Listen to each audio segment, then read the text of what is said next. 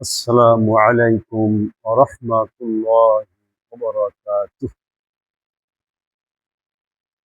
তামাম বিশ্বের মুসলমান ভাই ও বোনেরা, আপনারা অবশ্যই রমজান মাসের রোজা পালন করতেছেন। এখন প্রায় শেষের দিকে। তো আল্লাহ রব্বুল আলামিন রমজান মাসে প্রত্যেক রাতেই মানুষকে জাহান্নাম থেকে মুক্ত করেন।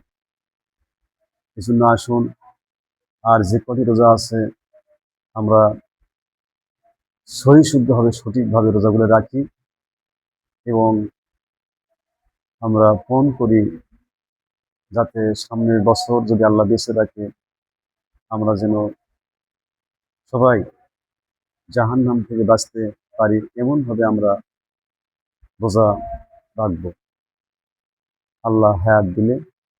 আল্লাহ রাব্বুল আলামিন বলেছেন, ইয়া আইয়ুহাল্লাযীনা আমানু কু আনফুসাকুম ওয়া আহলিকুম নারা।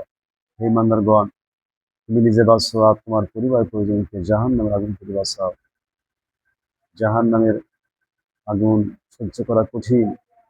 এর জন্য যারা খাঁটি বান্দা তারা আল্লাহর কাছে দোয়া করে, রব্বানা ইসরিফ আন্না আযাবা জাহান্নাম।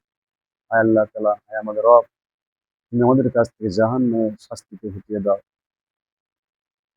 ইন্না আযাবাহা কানা গরামা। নিশ্চয়ই জাহান্নামের শাস্তি নিশ্চিত বিনাশ।